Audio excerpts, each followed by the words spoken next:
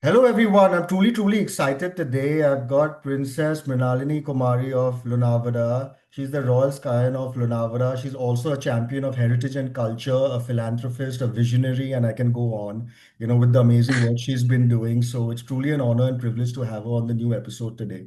So welcome, Mrinalini. It's truly an honor to do this candid chat with you today.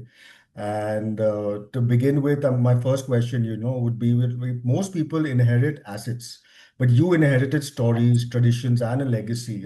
Which of these, has really shaped you the most? First of all, thank you so much for having me as well. I am very excited for the talk as well. Regarding that, I feel maybe the stories. So stories are something which I genuinely believe shapes a person. Assets can come and go, traditions are always there, but stories are something that change, like shapes a person's outlook, helps a person see a situation, see their own life in a different form. Okay. Stories, especially for me. So, when I was like a small child, I was younger, my grandmother used to, before she would go to sleep every day, she would tell me one story. It was just something maybe from her life or something that she's experienced or something, something that she's made up. Did not have to have a moral as such, but Okay. just something that she's been through, which really helped me, look at life in a certain perspective. So it really shaped me in that sense. It created, a different way that I looked at things from a different perspective. Okay. I also want to know, if royalty were a startup today, what lessons Okay. would modern founders learn from Uh, century-old kingdoms? Probably longevity. Okay. So see, states and ruling families ruled over places for centuries at a stretch. Yeah. The reason for that was the rulers, the royal family, they would not think, in a couple of months ahead, or like quarterly basis, or even maybe like a year ahead. They would think decades ahead. They would think, okay, they would foster relationships, they would honor traditions, thinking that they are children, they are great grandchildren. Right. It would, affect them. It would, what would be something that I do today, which will be actually fruitful for the coming generations. That is something which I feel that people should really look at now, thinking about long term instead of, short term goals. Okay. And you know what? You've been grown up, surrounded by history. So was there ever a moment when you wanted to completely break free, completely? Of course, there was. I mean, so see, when you're younger, when you're a teenager, everybody, wants to have their own identity, wants to be something of themselves, wants to break away from, family traditions, family bonds, everything like that. So, of course, even I did when I was younger. But as I grew up, I realized, this is who I am. This is what's in store for me. And thankfully, I actually never resented it. So, something that my parents did were they never forced me into anything. Okay. They told me, okay, you can go ahead, be whoever you want to be, do whatever you want. This is all, your legacy is always going to be there. Whether you accept it, you don't accept it, you need to be your own person first. Okay. So that is something that helped me not resent it and finally actually fall in love with everything that I am. It took me some time to get there, of course. But yeah, I don't think it really, I never grew up resenting it. I grew into it. Okay. And what, according to you, is more challenging, preserving a palace, building a luxury brand, or preserving your own identity? Definitely preserving your own identity. See, a palace, so we are renovating our palace currently. We are in the middle of renovations. And I believe, uh, you can redo how much ever you want in the palace, in the renovations. It's difficult, of course, but it can be done. Uh, but preserving one's identity, in building your own identity, is very difficult. And because everybody has expectations out of you. Of course, you don't have to adhere to them always, but building yourself, your individuality with those expectations around you and not actually listening to them completely is something which is needed and is also very difficult. Oh, got it. And how do you ensure that Lunavra doesn't simply just sell products, but it actually sells a piece of heritage? Uh, so each product, each design that I have put out is basically a reflection of everything that I grew up with. My likes, my dislikes, the palace. Uh, and so the collection, I'm sure you've seen it. It's based on wildlife Okay. along with motifs from the palace. So it's basically my interest clubbed with Lunawada, the place that I grew up in. So each piece is something that I would probably put in my own house. Like it's something that I would love to see coupled with the interiors here. It's not exactly like I wouldn't say they're heritage pieces as such, but they are um, a touch of heritage with contemporary designs. Okay. Got So it. that is something that I feel I really hope, people understand and people appreciate. Okay. And what is that one royal value that has helped you, become the entrepreneur you are today to your advantage? Probably stewardship. Okay. So it is, I believe the fact that, my like the family history, the legacy, the culture is there. I am not the sole owner of it. I'm just, like a part-time owner, you would say. Okay. Like I am a custodian of it. I have it right now with me. It is my responsibility to build on it, to maybe add to it. It's Right. not permanently mine. Right. That is something which I've always found very grounding. Like I'm just a little small, tiny part of something so vast. Right.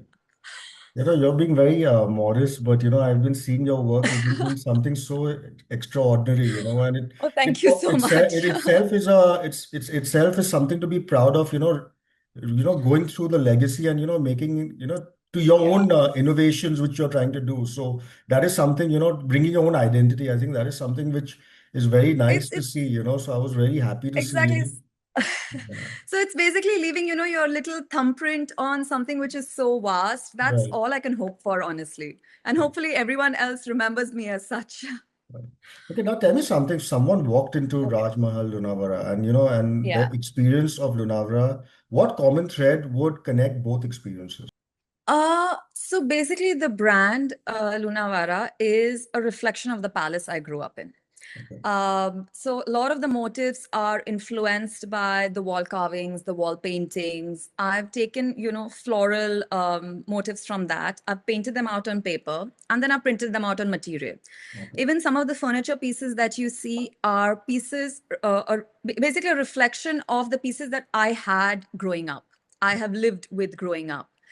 Um, Even the wildlife motifs that you see are based on photographs that me and my father have taken over the years. So it's basically like a mix of me and the palace. got it. This is a question which I really wanted to ask you also, is how Okay. do you make centuries old heritage relevant to the new generation of today, on social Uh, media especially, to get an instant gratification? I feel you have to adhere to, what is relevant now, of course. Right, You cannot put it all up into museums, have it, like a static display, which people will come and see and probably forget about it in an hour's time. You right, have to make it maybe like an interactive, maybe more social media friendly, right, that people actually see in their everyday lives, not just when they visit somewhere. Make history more approachable, make all the traditions and the culture and the legacy and all which has been there for generations more interactive. If you're going to keep it extremely, just that, oh, you're going to go to a museum, see all the displays and go home and, and that's it. People are not going to be interested in that at all. right. So you have to make it more relevant to the platforms that are present today. Many people, see royalty as a privilege, but what is that part which they rarely see, according to you? Probably the responsibility that comes with it. Right. So see, like I mentioned earlier, we all have properties.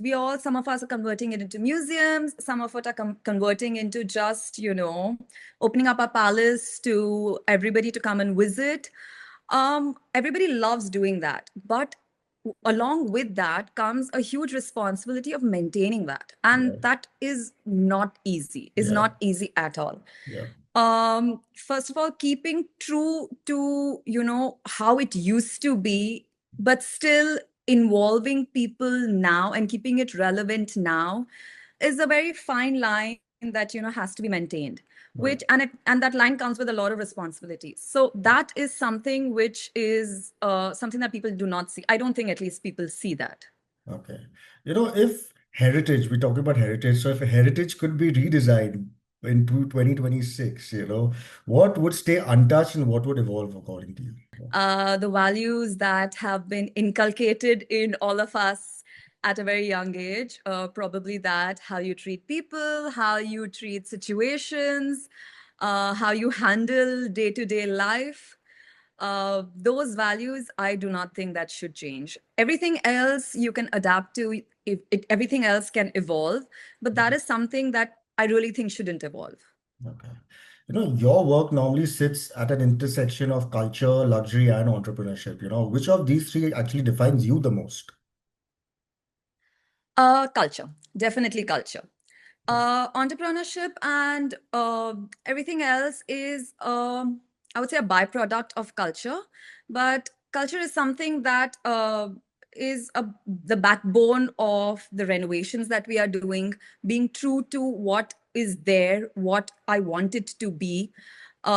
Is a backbone of also of all the designs that I'm doing. I do have to change a little bit with the modern times, but that little element of culture and heritage and a little of the element of the old is still there. I try to keep it present. Maybe it's not uh, so visible, but it's always there.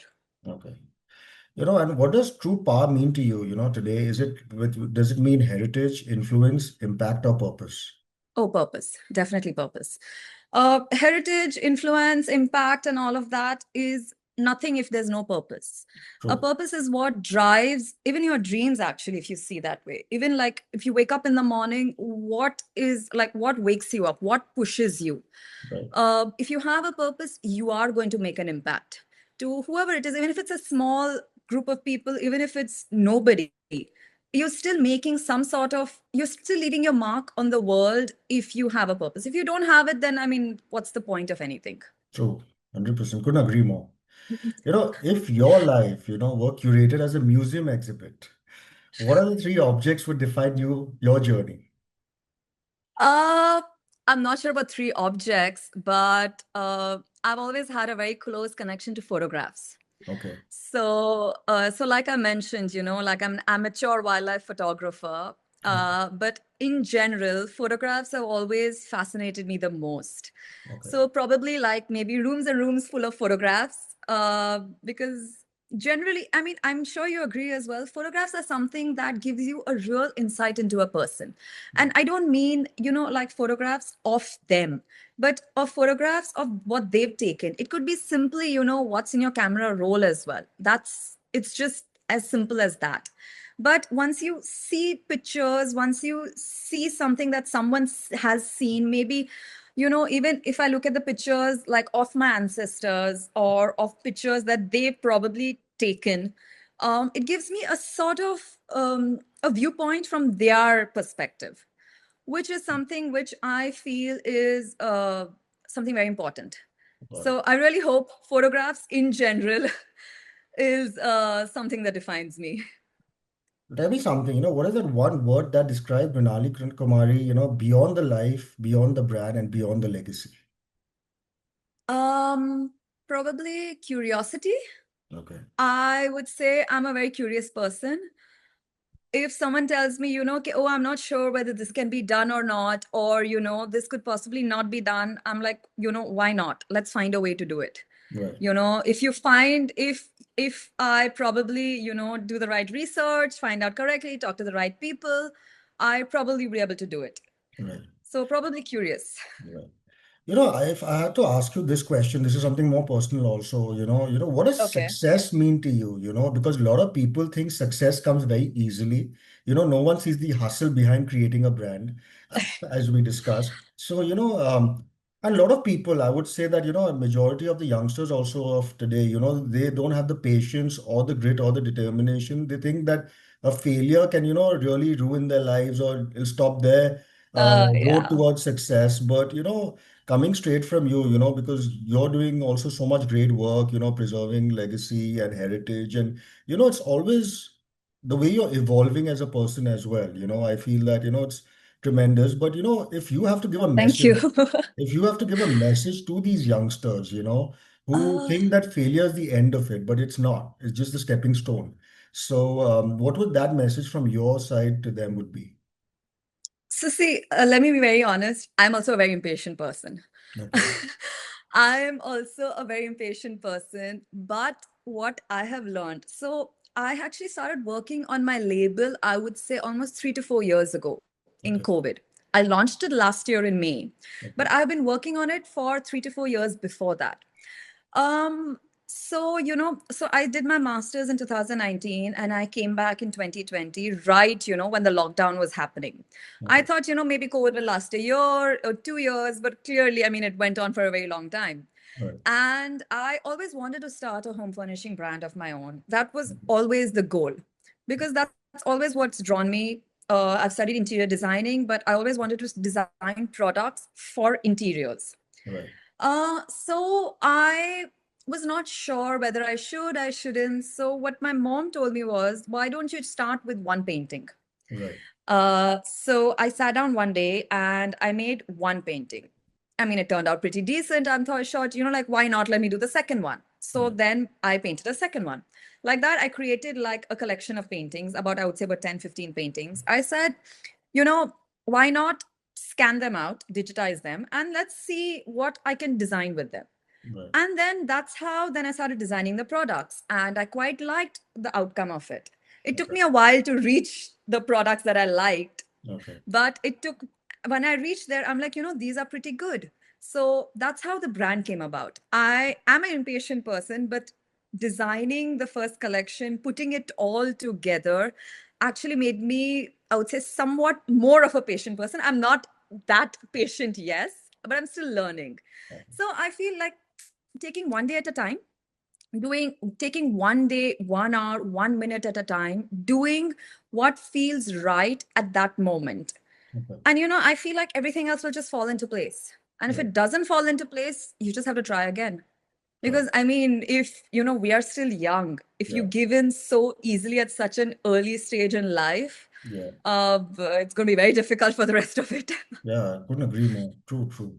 So now it comes to a fun segment. This is the rapid fire round. Okay. With me, Oh it's going God. to be Okay. quick answers from you. Just to know you more personally. So, Okay. my first one would be, favorite holiday destination where you go to unwind when you just want to get away from work. Oh my God. So I love Florence. I Okay. did my master's over there. Okay. So Florence is somewhere that, I go to forget everything else. I'm Got a it. completely different person. They're much more relaxed. So I Okay. would say Florence, Italy. Your go-to comfort food. Oh my God. Anything my father makes. So my Okay. father is a very, very good cook. Okay. Anything that he makes is my comfort food. And how are you as a cook? Do you cook? Still learning, still Okay. learning, trying to, Okay. but I'm still learning under my father. Got it. If you're having a stressful day, what is your go-to music, to just calm your nerves? What genre? It can be any Uh, genre or a particular song. so I don't like any particular song or a genre or anything like that, but Okay. something with a good beat, Okay. uh, something which is, just makes me stop thinking. Right. Something which is, like upbeat or, something which is more lively, which actually lifts up my mood. Okay. I'm not very fond of, probably soul music or rap, honestly, Okay. but something which is more upbeat, basically, Okay. joyful. If you were given any superpower, what would it be and how would you use it for a day? Oh, teleportation to travel the world. Okay. I love traveling. I want to see every corner of every country of every continent. So probably Okay. teleportation. Okay. What is that one adventure you always wanted to do, but you were not dead enough to do it?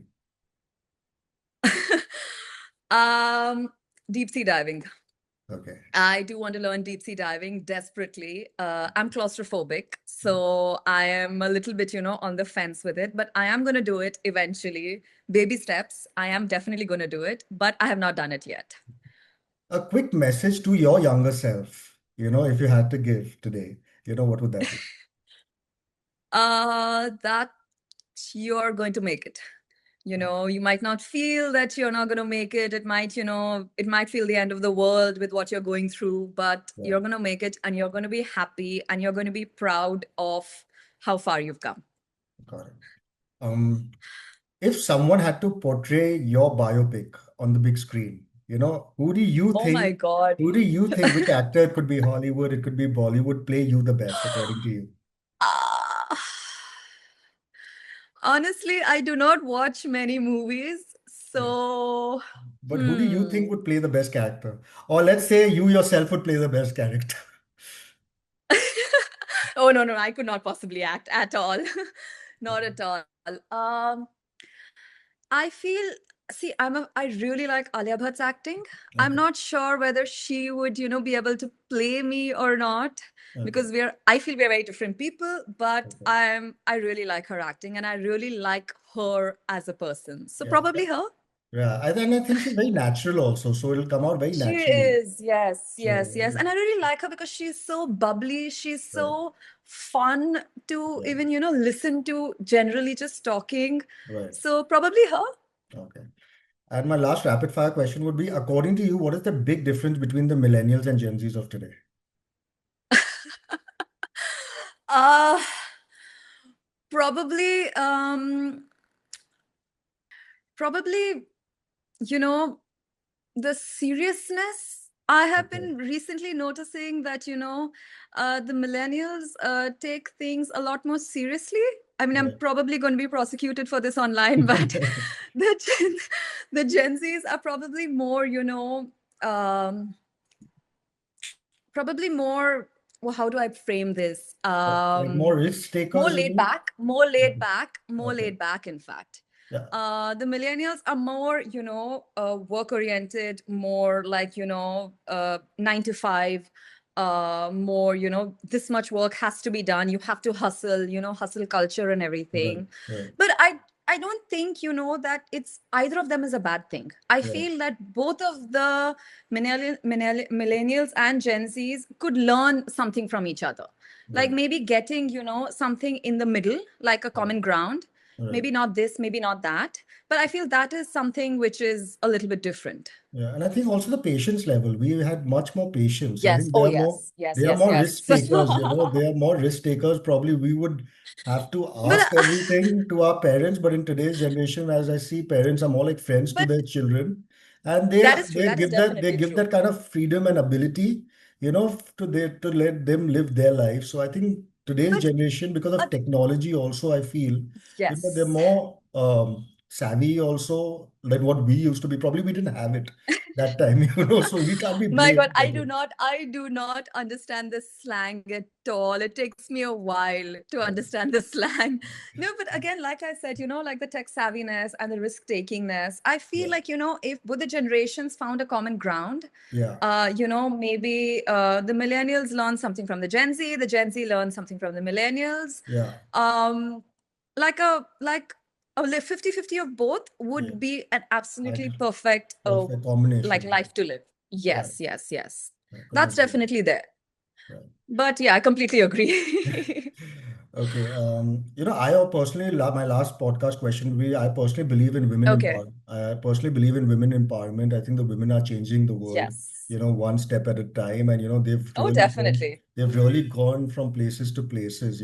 So a lot of women, entrepreneurs, probably startups who want to start their own label, like Okay. the way you started your brand, who have no idea in terms of how to start, where to, make that first step. So, what are the kind of Okay. attributes one as a founder must have? to start their own Oh, brand, and because we don't have talent, the dearth of talent in our country. So we have yes. enormous talent in India. So I want to know, like, what are the kind of attributes, or how one could, especially the women generation, how can they, who are working from home, who are housewives, how can they start a brand, according to you?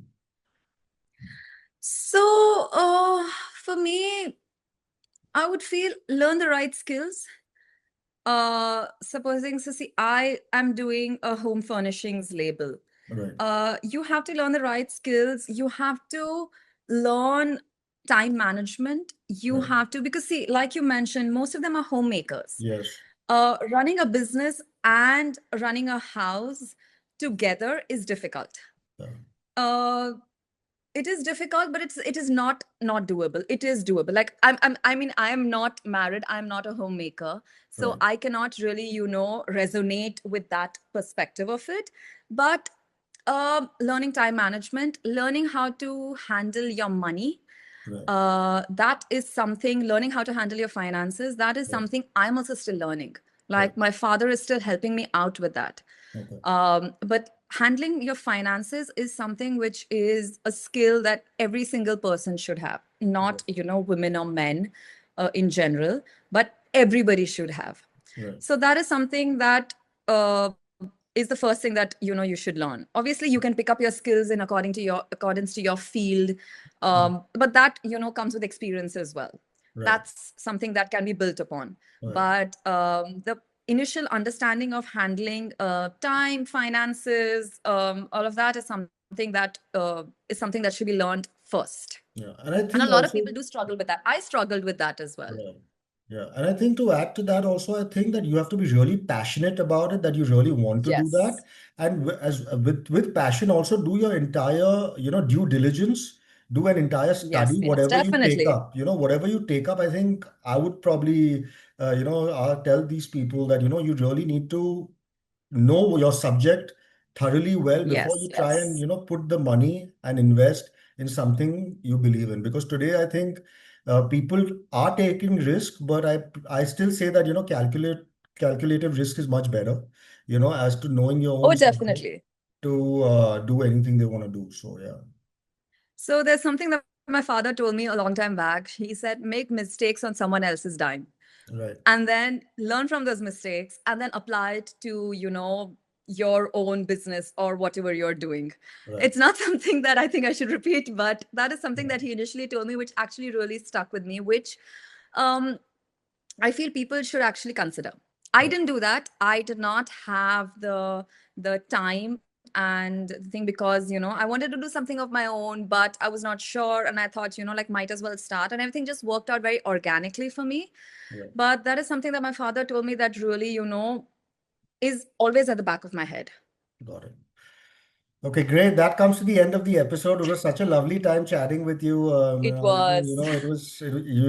You've inspired a lot of people today. Probably all our Oh viewers my watching God, us I today hope also. so. And I'm wishing you all the very best for all your Thank future you. Thank you endeavors. so Keep much. shining, keep smiling, and hope to see you on the other side really soon, and in Yes, thank you so person. much. It was a pleasure having this conversation. Yeah, it was truly, truly So, amazing chatting with you, and it's always nice to see, people like you, really inspiring, creating brands, and that also organic brands, you're doing something for India, in your own way, and it's oh always my God, nice I to hope meet. so. Thank you so It's much for always these nice to sweet meet words. people like you, So truly, thank you once again. It's truly been an honor and privilege to have this chat with you, Mrinalini.